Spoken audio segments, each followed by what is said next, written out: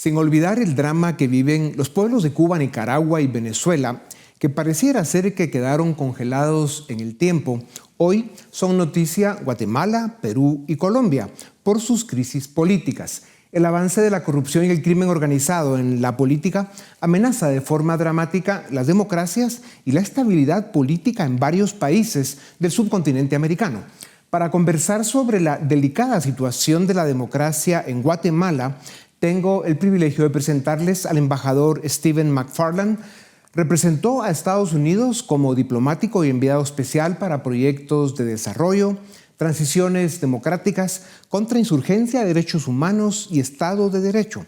Es experto en política exterior y seguridad nacional. Construyó su amplia experiencia diplomática en distintos países del mundo, entre los que sobresalen al menos 8 en América Latina, Irak y Afganistán. Embajador McFarland, bienvenido a Razón de Estado.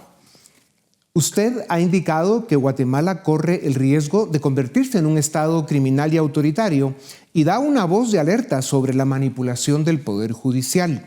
Esta obra del Pacto de la Corrupción, del cual es parte desde hace 15 años el partido de Sandra Torres, la UNE, y está hoy como candidata oficial con todo el apoyo del aparato del gobierno y del Pacto Oscuro. ¿Qué importancia y qué riesgos tiene la elección presidencial del 20 de agosto en Guatemala? Yo creo que son trascendentales las elecciones en Guatemala porque representan realmente casi el último espacio de la democracia en Guatemala que no ha sido controlada por el pacto de corruptos y el autoritarismo. Entonces yo creo que la segunda vuelta que se realiza el 20 de agosto es muy importante. Es importante que sea una elección libre, transparencia y sin violencia, pero también es importante porque es una encrucijada para los guatemaltecos. Tienen que decidir entre los dos candidatos, entre dos visiones de lo que puede ser el país y entre dos visiones de cómo llevar a cabo la política. Y creo que son importantes también porque no marcan el fin de este proceso electoral, sino el comienzo de otra etapa. Y creo que gane quien gane, creo que el actual gobierno y el pacto de corruptos van a tratar de consolidar su poder antes y después de la toma de posesión el 14 de enero. Embajador, se intentó desconocer los resultados electorales de la primera vuelta electoral y posteriormente cancelar al partido del candidato Bernardo Arévalo. En esto, la UNE y Sandra Torres otra vez han sido protagonistas y cómplices. ¿A qué gobiernos autoritarios, a qué dictaduras les recuerdan estos abusos?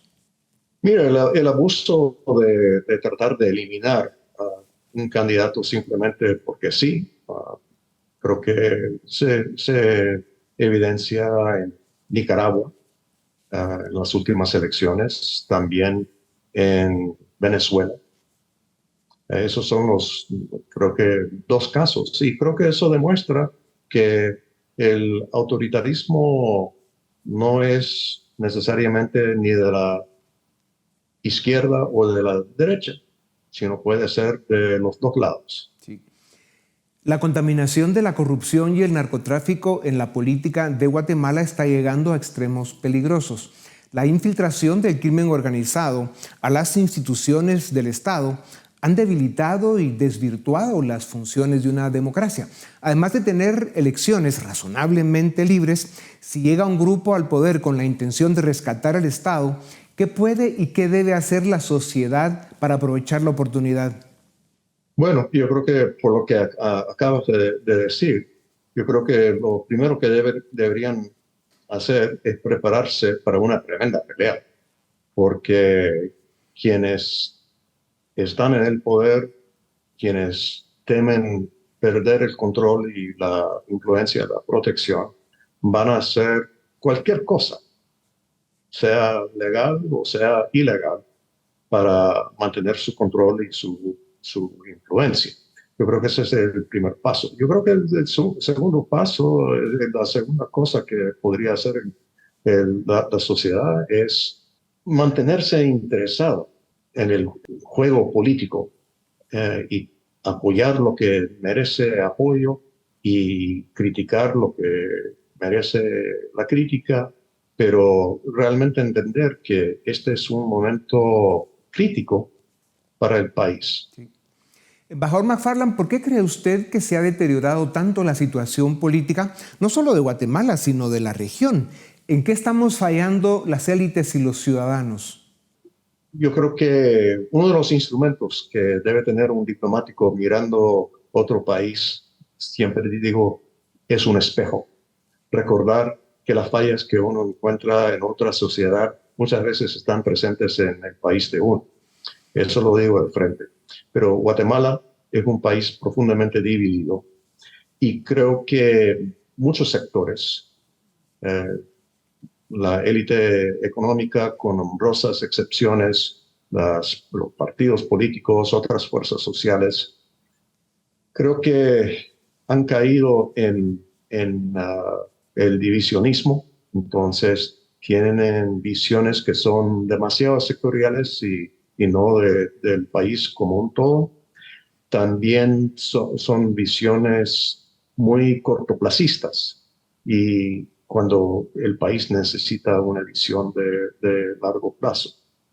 Y por eso yo creo que los autoritarios y los corruptos han aprovechado esas debilidades y con eso se ha logrado casi la captura del Estado.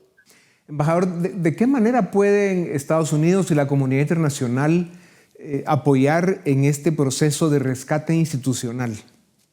Primero reconociendo que los principales actores aquí son guatemaltecos y no del exterior. Segundo, yo creo que manteniendo el contacto entre en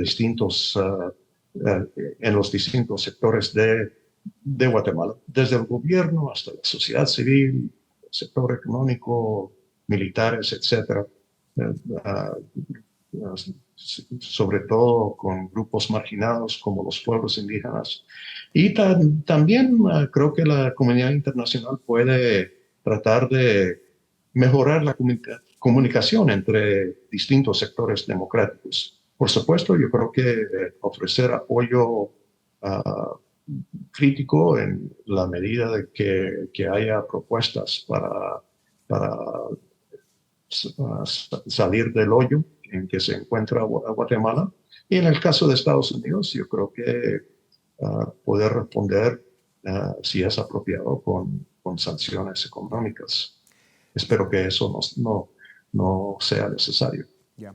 Si la diplomacia del primer mundo se entrega con el compromiso y de la forma tan profesional como usted lo ha hecho, donde ha estado, señor embajador, el tercer mundo tiene esperanza de encontrar el camino a la democracia institucional y de respeto a la ley y a la libertad. Embajador McFarland, gracias por su tiempo. A ustedes también gracias por acompañarnos una vez más. Esto es Razón de Estado. Suscríbete y nos ayudas a defender y a promover los valores de la libertad.